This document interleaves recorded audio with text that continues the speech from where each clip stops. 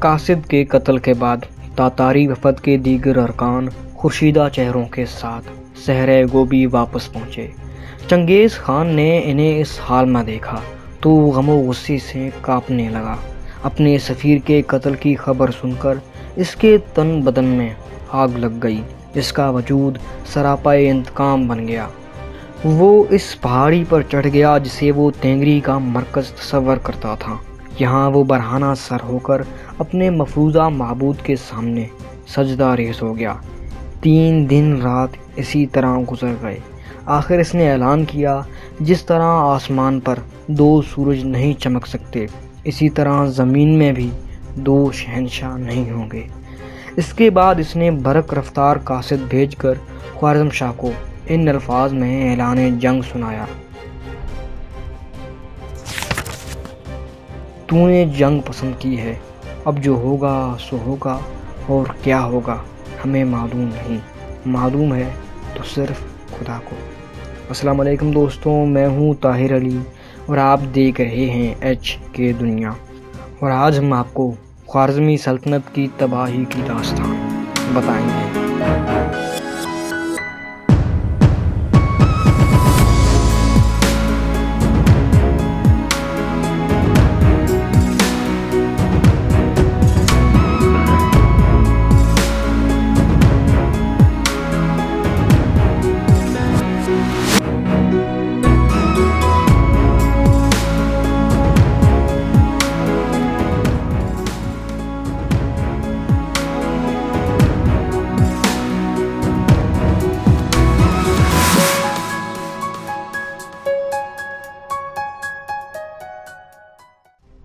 ایشیائے بلند کی وسعتوں میں بکھرا ہوا تاتاریوں کا ٹڈی دل لشکر چنگیز خان کا حکم ملتے ہی صحرائے گوبی کے جنوب مغربی حصے میں جمع ہونے لگا۔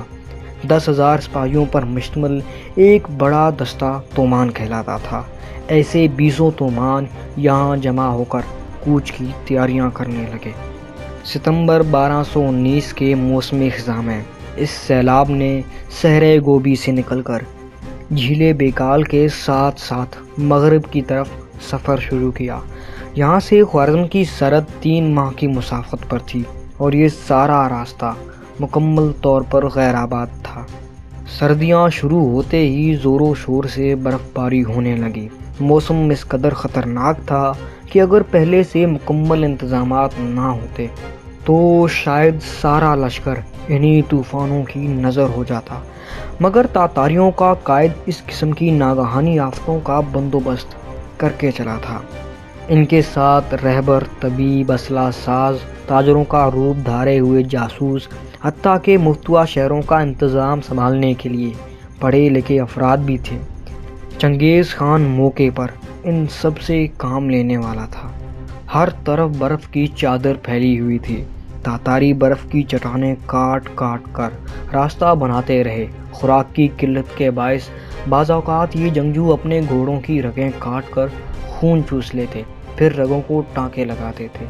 چنگیز خان نے کئی مصلحتوں کو پیش نظر رکھتے ہوئے یہاں لشکر کو 2 حصوں میں تقسیم کر دیا۔ اس نے اپنے بڑے بیٹے جوجی کو 20,000 سپاہی دیتے ہوئے اسے اس قدیم راستے پر روانہ کر دیا جو خوارزم کی شمال مشرقی سرحد کو جا رہا تھا۔ چنگیز خان کا اندازہ تھا کہ خوارزم شاہ اسی سمت سے حملے کا خطرہ محسوس کر رہا ہوگا اور اپنا سارا لشکر لے کر اسی جانب سے پیش قدمی کرے گا، لہٰذا مملکت کا وسطی حصہ اور پہلو خالی ہوں گے۔ چنگیز خان نے جوجی کو ہدایت کی کہ وہ خوارزم شاہ کی اس غلط فہمی کو پختہ کرنے کے لیے تیزی سے اس کی شمال مشرقی سرحد پر جا پہنچے اور اسے اس محاذ پر مصروف رکھے۔ اس مدت میں چنگیز خان غیر متوقع راستے سے ہوتے ہوئے بخارا کا محاصرہ کرنا چاہتا تھا۔ جوجی جنوب کی طرف مڑ کر 7,000 فٹ بلند دروں سے گزرنے کے بعد وسطی ایشیا کو جانے والے قدرتی راستے تک پہنچ گیا۔ کوہ تیان شان سے گزرنے والے اس راستے پر وہ تیزی سے خوارزمی سرحد کی طرف بڑھتا گیا۔ یہ سارا راستہ شجر پوش وادیوں کی ایک طویل قطار کے درمیان بل کھاتا ہوا دریا سیوں کی طرف جاتا تھا۔ چنگیز خان کے قاصد کو قتل کرنے کے بعد خواصم شاہ کو یقین تھا کہ جنگ ضرور ہوگی، اس لیے وہ شمال مشرقی سرحدوں کی طرف اپنے جاسوس روانہ کر چکا تھا۔ یہ جاسوس تاتاری لشکر کے راستے میں واقع کوہستان کو عبور کر کے اس عظیم فوج کی ہوشر بااکثریت کو اپنی آنکھوں سے دیکھ کر خواصم شاہ کے پاس پہنچے اور اپنا مشاہدہ اس کے سامنے پیش کیا۔ خواصم شاہ نے اپنے کئی امیروں سے مشورہ مانگا تو ان کا جواب تھا، جہاں پناہ ہماری رائے یہ ہے کہ ہم دشمن کو کوہسار اور تنگ گھاٹیاں عبور کر کے دریائے سیوں کے پار آنے کا موقع دیں۔ یہ علاقے ہمارے دیکھے بھلے ہیں اور وہ ان سے ناواقف ہیں۔ یہاں ہم ان پر غالب رہیں گے اور ان میں سے کسی فرد کو بچ نکلنے کا موقع نہیں دیں گے۔ سرداران فوج کی رائے واقعی بڑی اہمیت رکھتی تھی، مگر افسوس کہ خواصم شاہ اس سے متفق نہیں ہوا۔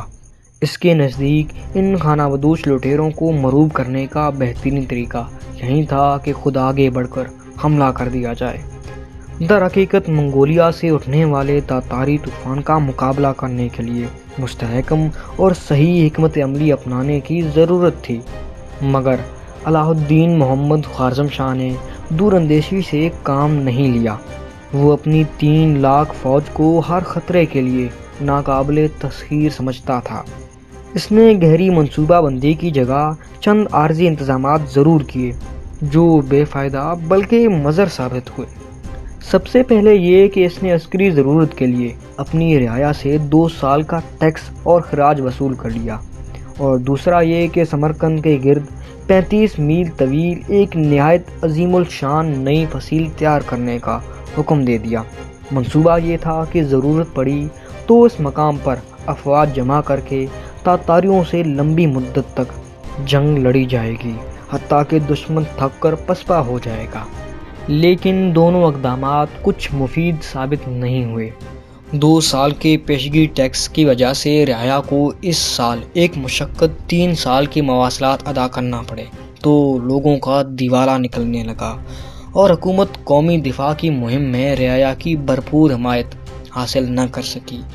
دوسرا اقدام یعنی فصیل کی تعمیل، جس پر پورے 1 سال کے مواصلات صرف ہو گئے، اس لیے بے سود رہا کہ اس کی تعمیر مکمل ہونے سے پہلے ہی جنگ شروع ہو گئی۔ ان اقدامات کے علاوہ شاہ نے ایرانی اور خراسانی قبائل سے مزید افراد فوج میں بھرتی کرنے کا حکم بھی دے دیا تھا۔ سرحد کے قریب واقع غیر مستحکم دفاع والے شہروں کی آبادی کو وہ اس سے پہلے ہی احتیاطاً وہاں سے دوسرے شہروں میں منتقل کر چکا تھا۔ چند ہفتوں کی تیاری کے بعد خواصم شاہ 4 لاکھ سپاہیوں کا لشکر لے کر شمال مشرقی سرحدوں کی طرف روانہ ہوا اور سفر کرتا ہوا 17 دسمبر 1219 کو بخارا پہنچا۔ 2-3 دن یہاں قیام کر کے وہ آگے روانہ ہوا اور سمرقند پہنچ گیا۔ اس دوران شمال مشرق سے جوجی اپنے لشکر کے ساتھ خوارزم کی سرحدوں کی طرف پیش قدمی کرتا آ رہا تھا۔ خوارزم شاہ کو جوجی کے قریب آنے کی خبر ملی تو اس نے سب سے پہلے 15,000 سپاہیوں کو شہزادہ جلال الدین کے ماتحت کر کے حکم دیا کہ وہ دریائے سیوں عبور کر جائیں اور تاتاریوں کے راستوں میں گھات لگا کر بیٹھ جائیں۔ جب تاتاری وہاں سے گزریں تو ان پر اچانک حملہ کر دیا جائے۔ اس طرح بے خبر دشمن بھاری جانی نقصان اٹھا کر پسپا ہو جائے گا اور ممکن ہے کہ اس پہلی شکست سے مروب ہو کر وہ مزید پیش قدمی کی ہمت نہیں کر پائے گا۔ 15,000 سپاہی جلال الدین کی کمان میں دریا کے پار خاصی دور جا کر پہاڑی دروں میں گھات لگا کر بیٹھ گئے۔ جلال الدین کو روزانہ اطلاعات ملتی رہیں کہ 20,000 تاتاریوں کا لشکر اسی طرف آ رہا ہے، مگر اس موقع پر بے حد حیرت انگیز اور انتہائی افسوسناک بات پیش آ گئی۔ تاتاریوں کو اپنے جاسوسوں کے ذریعے یہ اطلاع مل گئی کہ جلال الدین کا لشکر ان کی گھات میں چھپا ہوا ہے۔ جنگ شروع ہونے سے پہلے ہی تاتاریوں کو اس قدر اہم اور خفیہ خبریں فوری طور پر مل جانا اس بات کا ثبوت تھا کہ خوارزم فوج میں غداروں کی کوئی کمی نہیں تھی۔ تاتاریوں نے یہ اطلاع ملتے ہی اپنا سارا رخ تبدیل کر لیا اور مختلف راستوں سے دائیں بائیں پھیل کر جلال الدین کی فوج کو بے خبری میں گھیرا۔ تاتاریوں کا حملہ تاریک شم میں امڈ آنے والے طوفان ریلے کی طرح تھا۔ خوارزمی فوج میں ایسی بھگدڑ مچی کہ بہت سے سپاہی شہید یا زخمی ہو گئے، باقی جان بچا کر بھاگ نکلے۔ شہزادہ جلال الدین نے ڈٹ کر مقابلہ کرنے کے بعد فتح ناممکن دیکھ کر آخرکار پسپائی کو ترجیح دی اور وہ بڑی مشکل سے دشمن کے گھیرے سے نکلے اور ایک طویل سفر کر کے واپس باپ کے پاس پہنچے۔ خوارزم شاہ اپنی فوج کی بدحالی دیکھ کر آگ بگولا ہوا۔ اس نے فوراً فیصلہ کیا کہ اب بلا تاخیر بھاری لاؤ لشکر کے ساتھ پیش قدمی کر کے سب بستہ جنگ کی جائے گی۔ جوجی نے خوارزم کی سرحدوں کی طرف لوٹ مار کے لیے کچھ منگول بھیج دیے تھے جو دریائے سیوں کے آس پاس واقع دیہاتوں پر شب خون مار کر غلہ، مویشی اور خوراک کے ذخائر لوٹ لیتے، مزاحمت کرنے والوں کو قتل کر کے اور مکانات کو آگ لگا کر پہاڑی دروں میں روپوش ہو جاتے۔ اس چھیڑ چھاڑ کا مقصد رسد و خوراک کے ساتھ ساتھ خوارزم شاہ کو ان پہاڑوں اور دروں میں داخل ہونے کی دعوت دینا تھا جو اس کے لیے موت کا جال ثابت ہو سکتے تھے۔ خوارزم شاہ اپنی سرحد عبور کر کے دریا کی دو شاخوں کے درمیان ایک ایسی جگہ پہنچا جہاں ہزاروں لاشیں خاک و خون میں لت پت تھیں۔ معلوم ہوا کہ ایک دن قبل یہاں تاتاریوں اور توق توغان کے مابین جنگ ہوئی تھی جس میں تاتاری غالب آ گئے تھے۔ اس کے بعد اسے معلوم ہوا کہ تاتاری انہی پہاڑوں میں پیچھے ہٹ رہے ہیں اور زیادہ دور نہیں ہیں۔ خوارزم شاہ نے اس موقع پر فوج کے ایک حصے کو کافی سمجھتے ہوئے 4 لاکھ میں سے اکثر سپاہیوں کو دریا کے کنارے چھوڑا اور خود بقیہ لشکر کے ساتھ ان تنگ گھاٹیوں اور راستوں میں داخل ہو گیا جن کے دونوں طرف بلند پہاڑ سر اٹھائے کھڑے تھے۔ خوارزم شاہ سطح مرتف پامیر اور کوہ تیان شان کے سائے میں سفر کر رہا تھا۔ احمد اللہ مصطوفی قزوینی کے بیان کے مطابق یہ علاقہ والیات کاشغر کی حدود میں شمار ہوتا تھا۔ تاتاریوں کے تعاقب میں ایک دن کے سفر کے بعد خوارزمی افواج صبح سویرے ایک شجر پوش طویل اور تنگ وادی میں جا پہنچی۔ جوجی اپنے لشکر کے ساتھ اسی وادی کے دوسرے کنارے پر پڑاؤ ڈالے ہوئے تھا۔ اب طبلِ جنگ شروع ہو گیا تھا۔ اس لڑائی کے آغاز کے ساتھ ہی خون ریز اور وحشت ناک معرکہ آرائیوں کا ایک ایسا سلسلہ شروع ہو گیا جس نے عالم اسلام کی نصف سے زائد آبادی کو موت کی نیند سلا دیا۔ جنگ کی آگ شعلے برسا رہی تھی۔ تاتاری اور ترک سوار آپس میں گتم گتھا ہو چکے تھے۔ تاتاریوں کے تیز رفتار دستے تلواریں سونتے ہوئے خوارزمی شمشیر زنوں سے بھڑے ہوئے تھے۔ خوارزم شاہ کو جلد ہی احساس ہو گیا کہ اس تنگ وادی میں اس کی فوج بری طرح پھنس چکی ہے۔ سوار دستوں کے لیے تیزی سے نقل و حرکت کرنا دشوار ہو رہا تھا۔ تیر انداز اپنی مہارت کا مظاہرہ کرنے کے لیے مناسب موقع کی تلاش میں تھے، مگر یہاں دونوں فوجیں اس طرح مل رہی تھیں کہ اپنے ہی سپاہیوں کا تیروں کی زد میں آنا طے تھا۔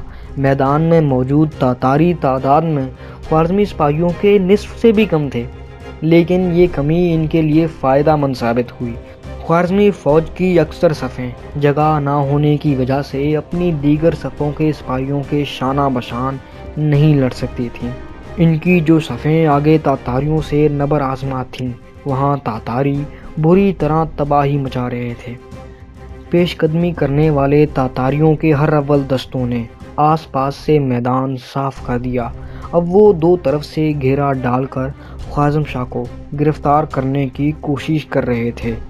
وہ خوارزم شاہ جو چند لمحے پہلے فتح کے سہانے خوابوں میں ڈوبا ہوا تھا، لیکن اب خود کو موت کے منہ میں دیکھ کر اس کی سب سے بڑی خواہش یہ تھی کہ وہ کسی طرح اس ناگہانی بلا سے جان بچا کر نکل جائے۔ تاتاری لشکر کا ہر اول 2 سینگوں والا پرچم اٹھائے صرف 200-150 گز فاصلے پر اس کے محافظ دستے کے بچے کچے سپاہیوں کو تباہ کر رہا تھا۔